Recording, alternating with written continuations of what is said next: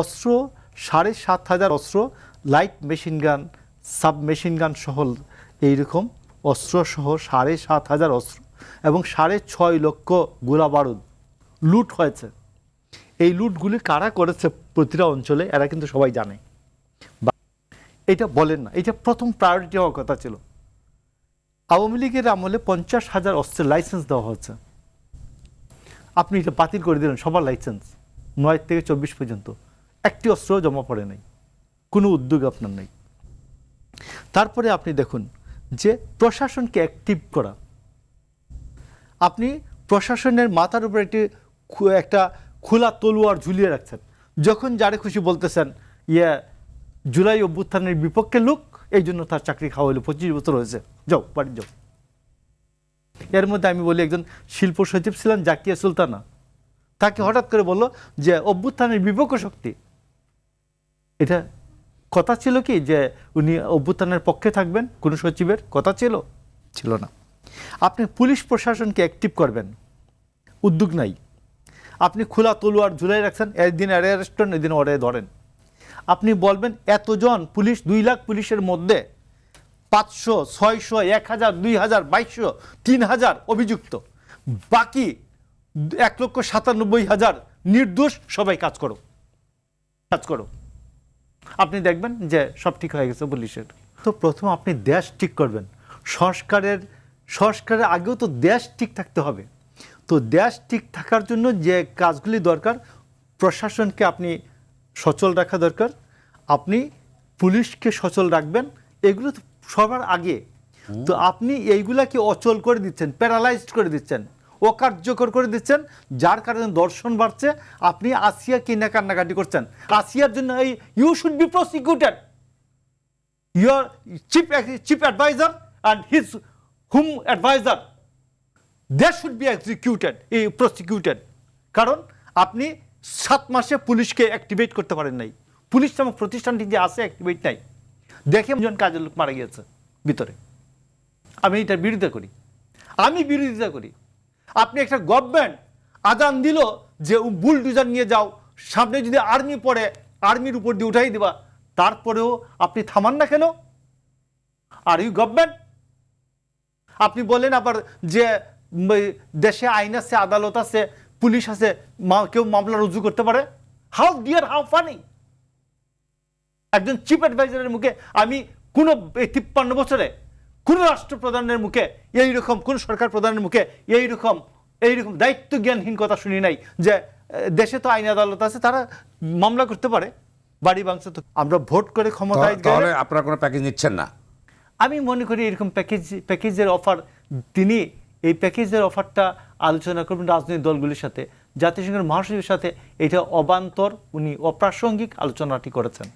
তো এই কারণে আমি মনে করি রাজনৈতিক দলগুলির এইরকম এমসিকিউর প্যাকেজ একবার রিফিউজ করা উচিত, যে আমরা আপনার এমসিকিউর প্যাকেজ নিলাম না, আমার যে প্রস্তাবনা আছে ওই প্রস্তাবনা থেকে আপনি দেখে কি করবেন, যেটা করবেন, আমার মতো যেটা হবে আমি ইয়েস বলবো, আমার মত যেটা হবে না আমি রিজেক্ট করবো পাবলিকলি। এইটা হচ্ছে পাবলিকের স্ট্যান্ড হওয়া উচিত। ধন্যবাদ।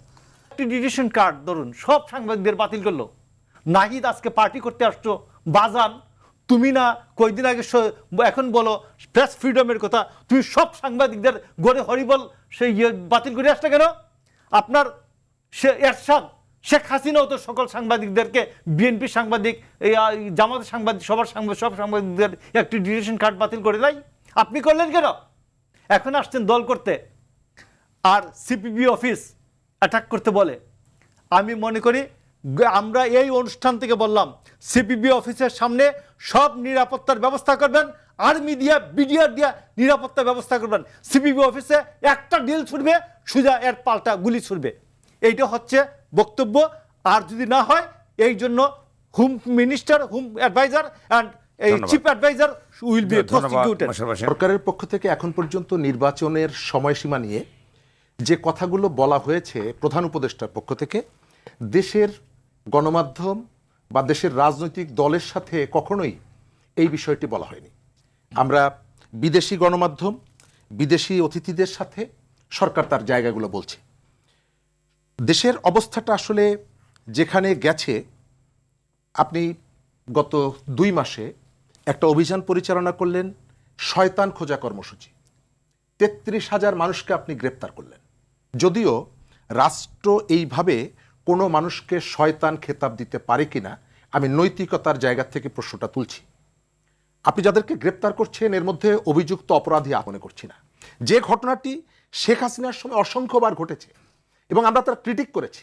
আপনি দেখেন, গত কয়েকদিন আগে ইলেকশন কমিশন নতুন রাজনৈতিক দল নিবন্ধনের জন্য তারা একটা সার্কুলার দিয়েছে এবং এই সার্কুলার দেওয়ার সঙ্গে সঙ্গে সরকার যে নির্বাচন সংস্কার কমিশন যেটা করেছিল সেই কমিশনের প্রধান বলছে যে এই মুহূর্তে এসে ইলেকশন কমিশন এই কাজটি করতে পারে না, এটা নীতি বিরুদ্ধে, এটা অনৈতিক। তাহলে এই অনৈতিক কাজটা সরকার কেন করছে? নিশ্চয়ই আমরা ধরে নিব যে সরকার এখানে কোনো একটা রাজনৈতিক দলকে বা রাজনৈতিক একটা শক্তিকে ব্রিডিং স্পেস তৈরি করার জন্য কাজ করছে। তো যে সরকারটাকে আপনি নিরপেক্ষ বলে আপনি ক্ষমতায় বসিয়ে দিলেন এবং যার দায়িত্বটা হচ্ছে সবার সাথে একই রকমের আচরণ করা, বিশেষ করে এই যে ফ্যাসিবাদী শাসনের অবসানের জন্য যারা ভূমিকা রেখেছে তাদের সবার সাথে আপনি ন্যায় বিচার করবেন। কোন দল বড় কোন দল ছোট এটি আপনি বিবেচনা করবেন না, আপনার ভূমিকাটা হবে নিরপেক্ষ। কিন্তু সেই নিরপেক্ষ ভূমিকা আমরা দেখতে পাচ্ছি না। আমরা দেখতে পাচ্ছি সরকার এখানে কেউকে স্পেসটা তৈরি করে দিচ্ছে যে স্পেসের ভেতর থেকে তার বিকাশে সহযোগিতা হয়। নতুন রাজনৈতিক দল গঠন এটা যে কেউ করতে পারে, এই অধিকারটা সবার আছে। যারা ক্ষমতায় আছেন বাংলাদেশে, আমরা আসলে কি চাইছি? আমরা নির্বাচন চাই। যারা ক্ষমতায় আছেন তারা যদি মানে দায়িত্ব ছেড়ে নির্বাচনে অংশগ্রহণ করেন কোনো আপত্তি নাই। আপনি যদি জনগণের ম্যান্ডেট নিয়ে এসে তৃতীয় রিপাবলিক, পঞ্চম রিপাবলিক করেন কোনো সমস্যা নাই, কিন্তু আপনি সেগুলো না করে আপনি পাবলিকের মুখোমুখি না হয়ে আপনি এখান থেকে বলতে পারেন না যে এই বিষয়ে যদি আপনি আমার সাথে একমত হন তাহলে আমরা নির্বাচনের ব্যবস্থা করে দেব। এর ভেতর থেকে আমি দেখতে পাচ্ছি সরকারের প্রত্যক্ষ সহযোগিতায় এখানে প্রচলিত যে রাজনৈতিক দলগুলো আছে সেই দলগুলোর কাউন্টার ফোর্স এখানে তৈরি করা এবং বিকশিত করার একটা চেষ্টা আছে। নতুন রাজনৈতিক দল গঠিত হোক, এই ক্ষেত্রে আমাদের কোনো আপত্তি নেই। ইতিমধ্যেই একটা গণ অভ্যুত্থানের অংশগ্রহণকারীরা একটা নতুন রাজনৈতিক দল গঠন করেছে।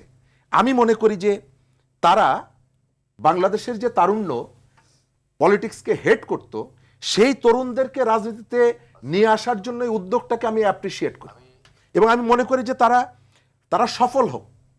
তারা 28শে ফেব্রুয়ারি জাতীয় সংসদ ভবনের সামনে যে সমাবেশ থেকে নতুন দলটি গঠন করেছে, আমি এই দলের মধ্যে কোনো ব্যাংক ডাকাতকে আমি দেখিনি, এখানে কোনো চাঁদাবাজকে আমি দেখিনি, এই নেতৃত্বের মধ্যে আমি কোনো ওই গডফাদারকে দেখিনি। বিশ্ববিদ্যালয়ে লেখাপড়া করা একেবারে তরুণ, মানে স্বপ্নবান অনেক তরুণকে আমি দেখছি। আমি তাদের সফলতা চাই, কিন্তু আপনি যদি সরকারের মেকানিজমকে ব্যবহার করে অথবা সরকার যদি এই জায়গাগুলোতে কোনো রাজনৈতিক দলকে সহযোগিতা করে যদি ডেভেলপ করতে চায়, আপত্তির জায়গা হচ্ছে ওই জায়গাটায়।